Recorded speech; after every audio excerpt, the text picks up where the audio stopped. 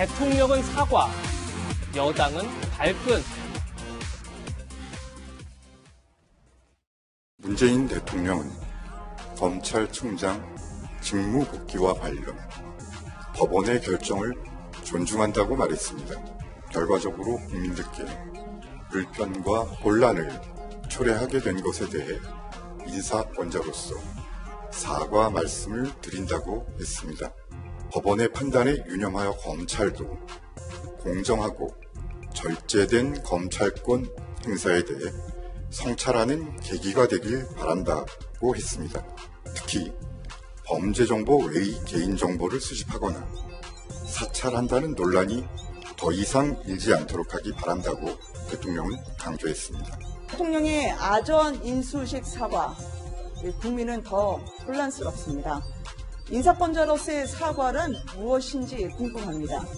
시대가 부여한 임무를 완수했다는 추미애 장관에 대한 마음의 빚입니까? 아니면 대통령의 말을 믿고 살아있는 권력을 수사한 윤석열 총장에 대한 분노입니까? 법원의 판결을 존중하겠다고 하나 검찰 장악에 박차를 가하겠다는 의지와 다짐으로 읽힙니다.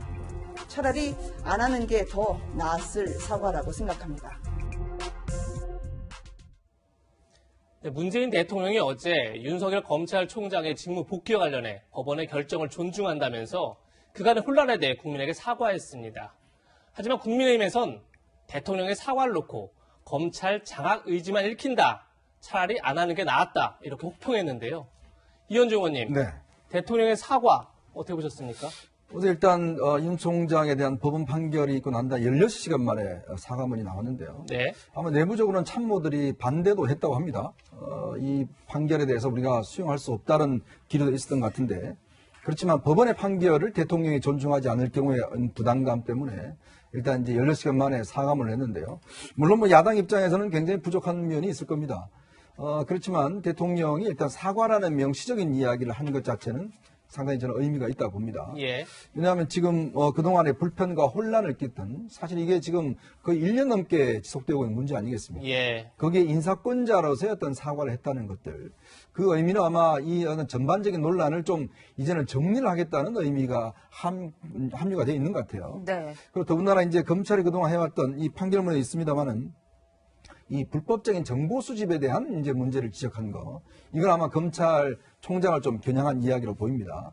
그러면서도 법무부와 검찰이 어떤 갈등 관계를 이제 그만두고 어떤 검찰 개혁을 위해서 힘써달라고 한 부분은 한편으로 보면 추미애 장관에 대한 이제 신뢰를 어떤 면에서 좀 버리겠다는 이야기 아닌가, 저는 그렇게 생각이 들어요. 예. 왜냐하면 이제 더 이상의 어떤 추미애 장관이 윤 총장에게 할 수 있는 법적인 수단은 거의 없는 상황 아니겠습니까? 그렇다면 이미 사의를 표명했고, 자, 그런 상황에 대통령은 수습 국면으로 가겠다. 이 수습 국면으로 가겠다는 것은 추 장관의 사의를 받아들이겠다는 의미로 저는 읽히는데요. 예. 아쉬운 점은 이 정말 1년 동안 정말 전 국민을 이렇게 어떤 면에서 보면 불편하게 했던 문제에 대해서 대통령이 본인이 직접 나와서 사과를 해야 되리라고 보는데, 대변을 통해서 짤막한 성명만 발표했던 것들, 예. 또 그리고 구체적으로 어떤 부분을 불편을 끼쳤는지에 대한 부분들, 왜 그럼 1년 동안 대통령이 이런 상황들을 그냥 방관했는지에 대한 어떤 자기의 어떤 반성, 이런 것들이 없기 때문에 상당히 아쉬움이 컸습니다. 네, 뭐 앞서 보신 대로 대통령은 사과했지만 여당의 분위기는 사뭇 달랐습니다. 민주당은 어제 오전 여당 법사위원들과 긴급 회의를 가졌습니다. 어제 목소리부터 들어보시겠습니다. 절차적인 지적은 했지만, 그러나 그 내용을 따져보면 사안의 징계 사유의 엄중함 그 자체는 상당 부분 법원에서도 인정을 했다 하는 그런 내용 분석이 있었습니다. 감찰 방해도 법원이 다툼의 소지가 있다 하는 식으로 상당 부분 인정을 했었고요. 판사 사찰 부분은 대단히 부적절하다, 또 위중하다 하는 부분들을 법원에서도 인정을 했습니다. 그 부분에 대해서 앞으로 검찰 개혁으로 이 문제를 풀어가야 된다. 네, 뭐 같이 들으셨지만 일단은 뭐 윤 총장에 대한 징계 사유의 엄중함을 법원이 인정했다, 이 부분에 굉장히 강조하고 있는 것 같긴 한데, 이낙연 대표 어제 SNS에 이런 글을 올렸더라고요. 정치 사법화, 사법화의 정치화가 위험 수위를 넘었다는 탄식이 들린다. 뭐 이런 글을 올렸는데 저희가 여당 분위기를 어떻게 해석할 수 있을까요? 일단 여당 분위기는 지금 좀 부글부글 끓고 있죠. 이 사법부, 특히 행정법원의 결정에 대해서 2번 연패를 한 거지 않습니까? 직무배제도 무력화됐고, 그리고 이 징계, 정직 2개월이라는 여당이 기대했던 것보다는 낮은 수위가 나왔는데도 이게 무력화됐고, 그러다 보니까 이제 여당 분위기는 이게 폐색이 짙어지면서 어떻게 이것을 이제 다시 바꿀 것이냐 고민하지 않을 수 없죠. 근데 이 중에는 대통령처럼 자, 이제는 좀 분위기를 바꿔서 협력의 분위기로 가봐라 하는 메시지가 있는 반면에 이 여당에서는 여기서 꺾이면 안 된다는 분위기인 것 같아요. 왜냐하면 네. 내년 4월 재보선이 있지 않습니까? 그러니까 국민의힘은 국민의힘대로 이 기회를 좀 강하게 정부를 압박하는 쪽으로 지금 활용하고 있고, 그럼 여당은 밀리면 안 된다 이런 분위기인 거죠. 그래서 내용을 뜯어보니 행정법원에서 이 윤 총장의 손을 다 들어준 건 아니지 않느냐, 일부 문제점도 지적하고 있지 않느냐 하는 이야기인데, 그럼 이건 어디서 다루게 되느냐 하면요, 이거 또다시 본안소송에서 다뤄야 됩니다. 예. 아무 의미 없죠. 윤 총장 임기가 끝난 다음에 나올 테니까. 네. 그럼에도 불구하고 행정법원은 문제점은 분명히 지적을 했는데 판단을 내리진 않았어요. 다툼의 여지가 있기 때문에 본 재판에서 이걸 다퉈봐라 하는 얘기를 이제 한 거거든요. 네. 그래서 이건 지난한 시간이 걸릴 수밖에 없고, 그러다 보니까 이게 이 사법부의 판단에 이 모든 것이 왔다 갔다 하는 게 여당은 불만스러워진 거고, 정치의 사법화, 사법의 정치화가 되는 거 아니냐 우려한다. 근데 저거는요, 여야 정치권 모두 책임이 있습니다. 왜냐하면 정치로 못 풀고 여당, 야당 서로 고발전만 벌이고 있거든요. 그러니까 정치가 해결을 못하니까 법원이 해결해 주십시오라고 들고 간 게 누구냐? 정치인들이에요. 그래서 저는 저 여당의 비판은 상당히 일리가 있다라고 봅니다만, 그 책임은 여야 모두 정치권에 있다. 그러니까 법이 어떻게 모든 걸 다 풉니까? 그러려면 법이 엄청나게 촘촘해져야 되는데 세상이 엄청난 속도로 바뀌잖아요. 그러니까 법이 해결 못하는 걸 해결하라고 정치가 있는 건데, 이 정치권이 그동안 사법부의 판단에 매달렸던 것을 이번 기회에 좀 서로 반성하고 앞으로는 정치를 복원하는 기회가 되기를. 그래서 이제 여야 간에 서로 갈등 벽돌보다는 또 협치로 돌아가야 되는데 새해가 오지 않습니까? 예. 새로운 반성과 성찰의 계기가 되기를 기대해 봅니다. 네. 예. 방금 전에 들으신 것처럼 민주당 대변인은 검찰 개혁으로 이 문제를 풀겠다 이렇게 밝혔습니다. 그러다 보니까 더 강력한 검찰 개혁을 추진하는 거 아니냐 이런 얘기가 나오는데, 지금 여당 내에서는 김종민 최고위원 같은 경우 궁극적으로 수사, 기소 완전히 분리해서 검찰에게 쉽게 수사권을 다 빼앗고 기소청으로 만들어야 된다 이렇게 지금 주장을 하고 있고, 황운하 의원도 검찰 직접 수사 영역 거의 그대로를 없애서 2단계 검찰 개혁으로 들어가야 된다. 거의 이제 직접 수사를 못하게 된다 이런 주장들이 나오고 있습니다. 네. 김광삼 변호사님, 여권에서는 아예 검찰의 직접 수사권을 빼앗는 검찰 개혁 시즌 2를 추진하겠다 이런 주장이 나오는데 어떻게 보십니까?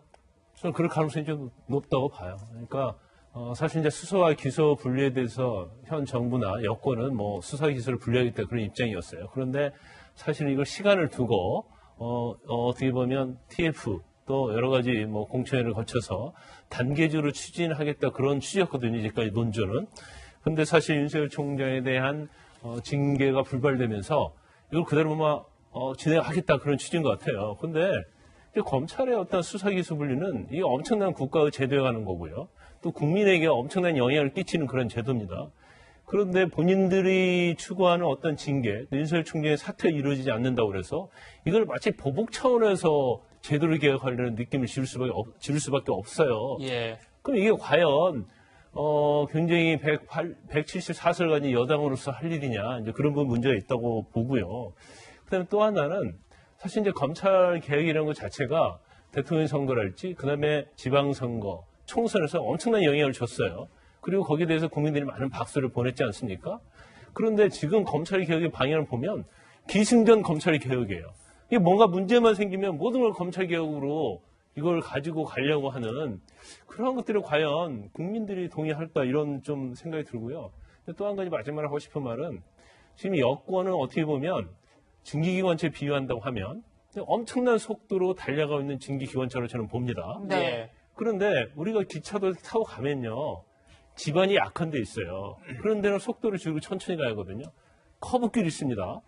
그런 데는 사실은 조심해서 가야 돼요. 그걸 줄여야죠. 그런데 지금 차고 갖고 어떤 정부의 불리하게 나온 거, 여권의 불리하게 나오면 이 석탄을 사실은 진기관차는 뭐 석탄을 얼마나 떼내냐에 따라서 속도가 많이 달라지는데 그러면 석탄을 좀 뭐 조금 넣고 좀 연료를 절약하면서 가야 하는데 그럴수록 갖다 부은 거예요. 그러면 결국 기차는 어떻게 됐어요?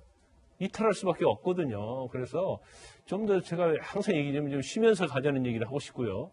검찰 개혁 자체도 좀 시간을 두면서 지금 이 정도 왔으면 제가 볼 때는 거의 5분의 4 왔다고 봅니다. 네. 그럼 나중에 5분의 1이랄지 그 조금 남은 걸 위해서 이렇게 정부에서 어떤 국민의 어떤 눈과 좀 다른 그런 시각으로 이렇게 질주할 필요가 있을까 그런 염려를 해봅니다.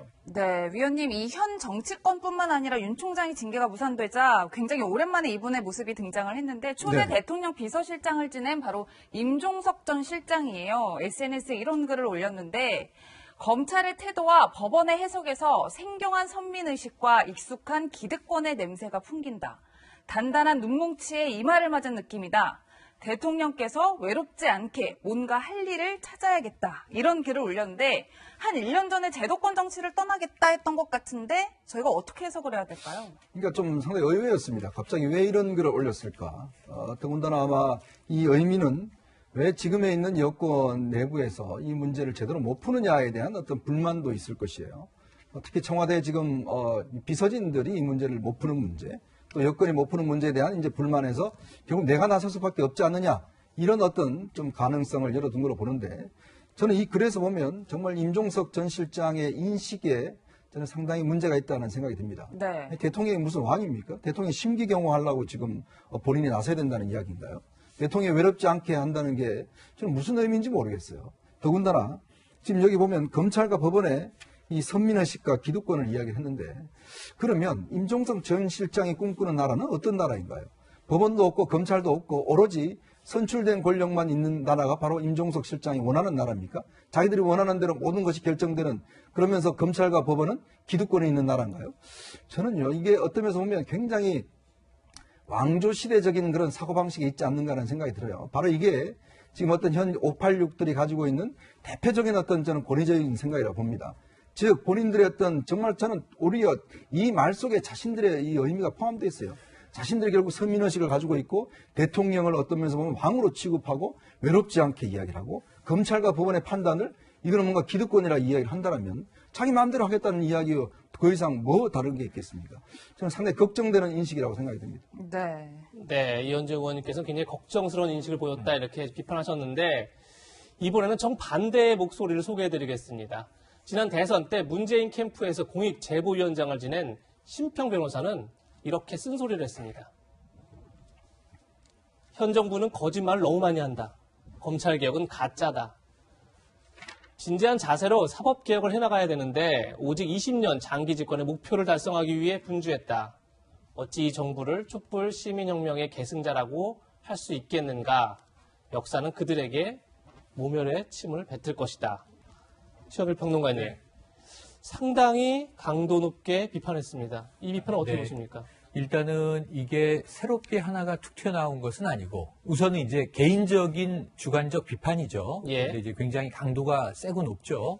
그런데 이제 지난해 이 조국 전 장관 사태 이후에 이 진보층 내에서 많은 이탈자들이 나오고 정부에 대한 이제 비판자들이 좀 늘어나고 있죠. 이런 부분에서는 지금 이제 이 가장 뼈아픈 대목은 뭐냐면 동지의 비판이에요. 네, 그런 면에서는 야당은 항상 반대하고 비판해요. 그렇죠. 국민의힘이 강도 높게 비판해도 그게 국민 반응에 따라서 여당의 이 반응은 달라집니다. 대응은.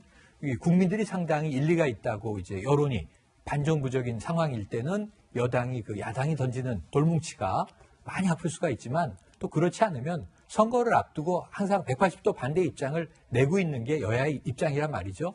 그런데 이렇게 내부에 한 배를 탔던 동지들이 다른 목소리로 비판을 할 때는 이게 좀 여론의 반향도 커지고요. 또 언론에도 지금처럼 이렇게 많이 회자가 되게 되고요. 인용이 되게 되고요. 그러다 보니까 이제 지난해는 이 진중권 전 동양대 교수의 어떤 이제 비판과 반격부터 시작해서 흐름이 만들어지고 있는데 저런 부분들에 대해서 이 여권이 의연하기 위해서는 오히려 저 비판이 옳지 않다는 반증을 해야 되지 않겠습니까? 네. 감정적인 대응을 하는 것보다는 정부 여당은 집권층이기 때문에 지금 이 심평 변호사의 이야기는 아주 주관적인 평가일 뿐이고 거기에 대해서 데이터는 다른 이야기를 하고 있다.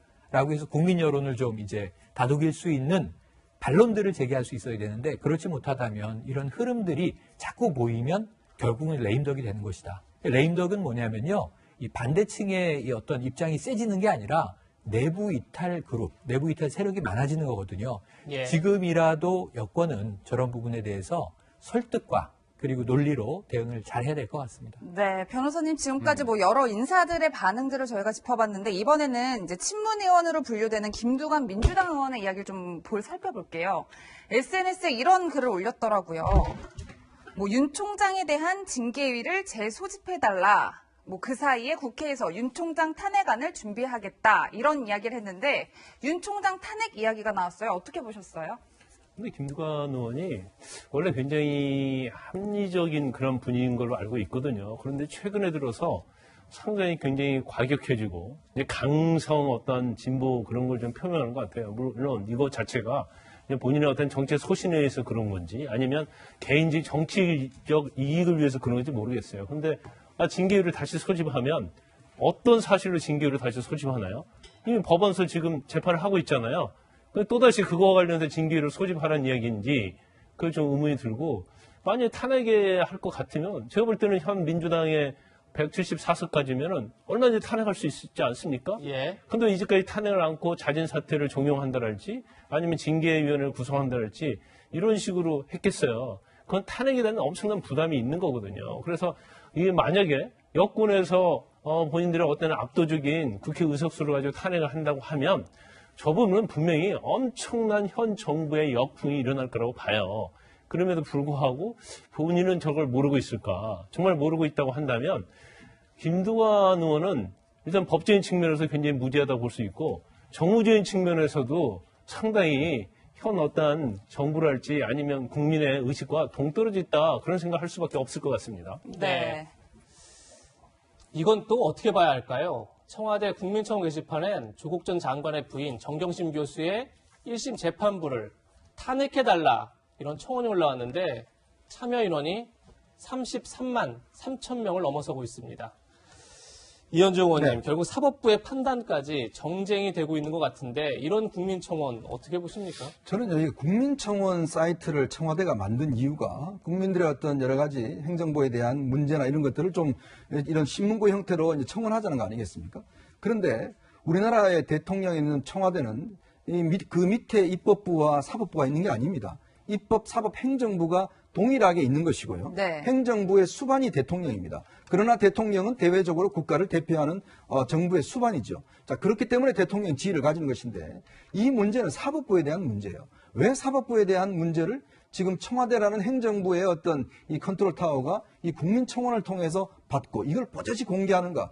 저는 굉장히 이거는 부적절하다고 봅니다. 예. 왜냐하면요, 이 문제는 이렇게 올라오면 사법부 판결에 대한 문제 올라오면 블라인드 처리를 해야 됩니다. 보여주질 말아야 돼요. 예전에 보면 알겠지만 대통령 무슨 친인척 관련해 온 거는 다 블라인드 처리했지 않습니까? 근데 왜 사법부 이 판결에 대한 판사에 대한 것들을 버젓이 저렇게 해서 어떤 면에서 보면 행정부가 사법부를 불신하도록 만드는 것들. 예. 그럼 그걸 청와대가 어떤 면에서 조장하는지는 저 이해가 안 됩니다. 초대 가인 김병노 대법원장은요. 당시에 1심 판결을 내렸는데 이승만 대통령이 공개적으로 불만을 토론했습니다. 자, 그때 김병노 원장이 대법원장이 뭐라고 그랬냐면 억울하면 항소하세요. 이렇게 이야기를 했습니다. 예. 바로 그겁니다. 억울하면 항소하면 됩니다. 그 법적 절차가 다 마련되어 있어요. 근데 저런 식으로 사람들을 동원해서 탄핵한다라고 이야기를 한다는 게 그것도 청와대가 만드는 청와대 사이트에서 한다는 거. 법원 사이트에서 하면 괜찮습니다. 법원이 자신의 판결에 대해서 국민들의 어떤 뜻을 받을 수는 있으니까요. 입법부도 마찬가지죠. 그걸 왜 청와대가 저렇게 버젓이 놔두는지 저걸 이용해서 한편으로 보면 지지층들에게 뭔가 어떤 법원을 탄핵하기 위한 선동을 하는 건 아닌지 저는 그런 의문마저 드는 상황입니다. 네, 그럼 지금부터는 윤석열 총장의 움직임을 좀 살펴보겠습니다. 그제 업무 복귀 결정이 내려지자마자 어제 대검에 출근해 코로나19 관련 대책회의를 했다고 하는데요. 우선 어제 출근 모습부터 보시겠습니다.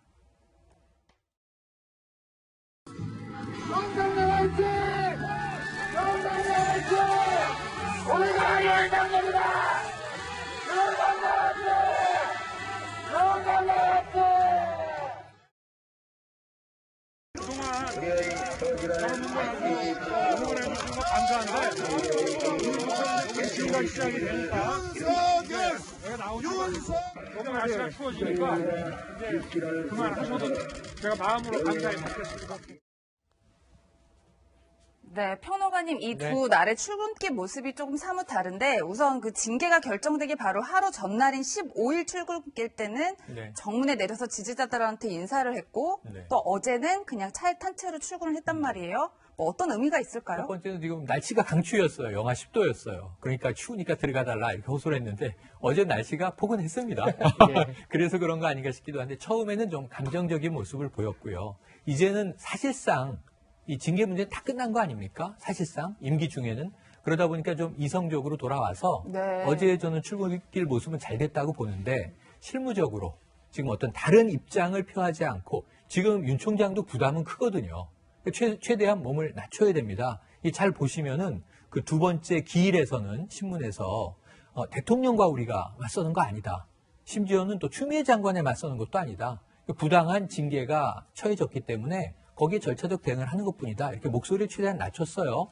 그래서 9일 동안 이제 사실 정직이 유지됐기 때문에 어제는 그동안 밀렸던 업무 보고를 받고 이제 앞으로의 일을 대응하기 위한 거니까 실무적으로 대응하는 총장의 모습은 차라리 좀 옳았다 이렇게 봅니다. 네. 네. 윤 총장은 오늘도 잠시 뒤인 오후 2시경 출근할 것으로 알려졌는데요. 변호사님, 오늘은 월성 원전 수사 관련된 보고를 받겠다 이렇게 알려지고 있어요. 네. 그러다 보니까 복귀하자마자 바로 살아있는 권력에 대한 수사에 강도를 높이는 것 아니냐 이렇게 관측이 나오는데 어떻게 보십니까? 그런 관측이 맞다고 봐요. 일단 9일 동안이나 본인이 정지 상태에 있었잖아요. 그래서 이제 검찰총장으로서 임무를 하지 못했기 때문에 밀려있는 일을 하겠다 그런 취지를 보고요. 그 다음에 윤석열 총장이 사실 이제 조 전 장관과 관련된 재판, 그리고 이번에 징계 관련 재판에서 어떻게 보면 완승을 거뒀다 이렇게 볼 수 있거든요. 그러면 본인이 이제까지 한 행위에 대해서 정당성, 명분, 이런 것에 대해서 굉장히 힘을 얻었다고 본인은 아마 생각할 겁니다. 그러면 본인은 그런 근거를 바탕으로 해서 향후에 있어서는 굉장히 좀 강경 드라이브를 걸 가능성이 크다. 그러면 현 정부나 여권에서 입장에 보면 굉장히 불편한 동거라고 볼 수 있는 거거든요. 예. 그리고 임기가 지금 7개월 남았어요. 근데 7개월 내내 아마 서로 강대강 대치가 이루어질 것이고 그것 중에 가장 중요한 부분이 바로 월성 2호 원자력과 관련된 평가, 경제성 평가에 관한 부분이 가장 중요하게 대두가 될 걸로 보입니다. 이미 공무원 3명 구속됐잖아요. 예. 그래서 이제는 이제 백운기 전 산업부 장관하고 그다음에 최희봉 형 가스공사 사장인데 그 당시 이제 청와대 비서관 했거든요. 이 두 명에 대한 수사는 할 수밖에 없고 제가 볼 때는 아마 영장까지 청구할 가능성이 크다. 네. 그러면 현 청와대 입장이나 여당 입장에서는 그 부분에 대해서 굉장히 격앙된 분위기를 보일 수밖에 없는 거고 그럼 더욱더 윤석열 총장과 현 여권 간의 거리는 멀어질 수밖에 없다 이렇게 봅니다. 예. 월성 원전 수사 관련해서는 2명이 구속되고 1명이 불구속 기소된 상태입니다.